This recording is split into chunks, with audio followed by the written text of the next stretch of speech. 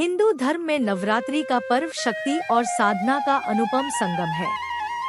वर्ष में नवरात्रि का पर्व 4 बार आता है, जिनमें चैत्र मास की नवरात्रि, चैत्र नवरात्रि विशेष आध्यात्मिक महत्व रखती है।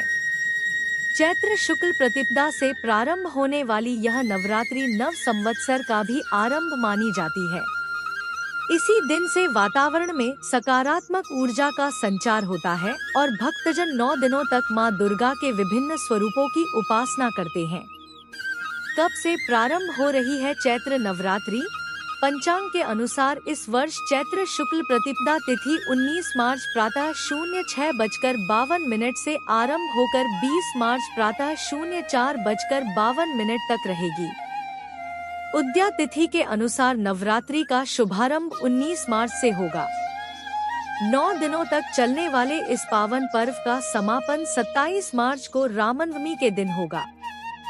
चैत्र नवरात्रि मां अम्बे की भक्ति के साथ ही संयम और साधना का महापर्व है। इन दिनों में की गई उपासना और जप तप कई गुना फलदायी मानी जाती है। घट स्थापना का शुभ मुहूर्त। नवरात्रि के त्योहार का पहला दिन घट स्थापना या कलश स्थापना के लिए अत्यंत महत्वपूर्ण होता है। इसी के साथ 9 दिवसीय पूजा का आरंभ होता है।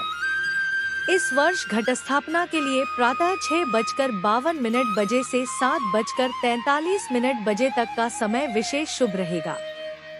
इसके अतिरिक्त दोपहर के अभिजीत मुहूर्त में 12:05 बजे से 12:53 बजे तक भी कलश स्थापना की जा सकती है।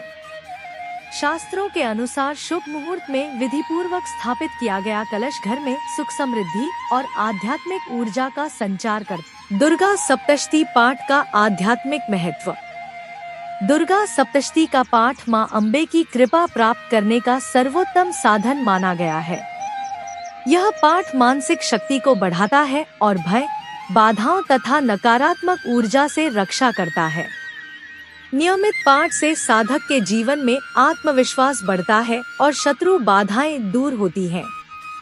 ऐसा माना जाता है कि यह पाठ रोगों से रक्षा करता है तथा मन को शांति प्रदान करता है। जो भक्त श्रद्धा और विश्वास के साथ इसका पाठ करता है, उसके जीवन में सकारात्मक परिवर्तन अवश्य आते हैं। मां दुर्गा के 9 स्वरूपों की उपासना। नवरात्रि के 9 दिनों में मां के 9 स्वरूपों की आराधना की जाती है। प्रथम दिन मां शैलपुत्री की पूजा से स्थिरता और शक्ति प्राप्त होती है। द्वितीय दिन मां ब्रह्मचारिणी की आराधना आत्मसंयम और तप की प्रेरणा देती है।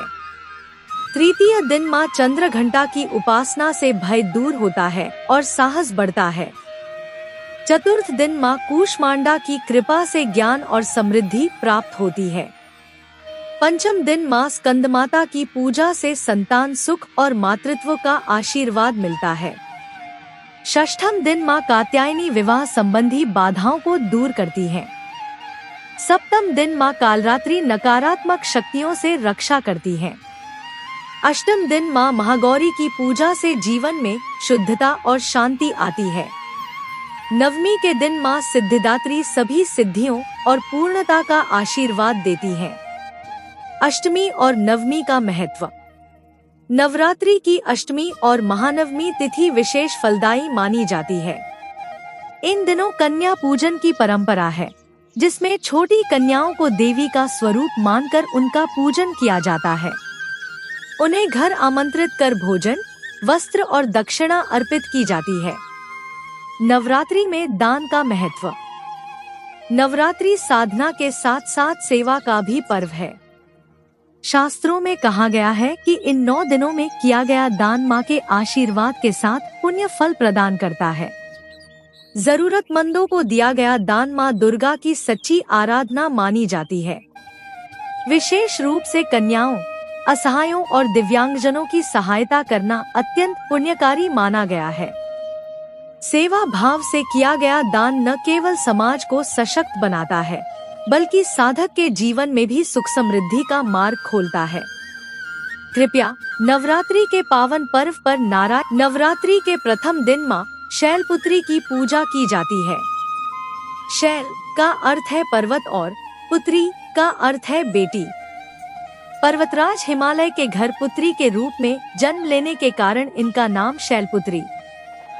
पौराणिक कथा, सती से शैलपुत्री तक का सफर। माँ शैलपुत्री अपने पिछले जन्म में सती के रूप में राजा दक्ष की पुत्री थी। राजा दक्ष का यज्ञ।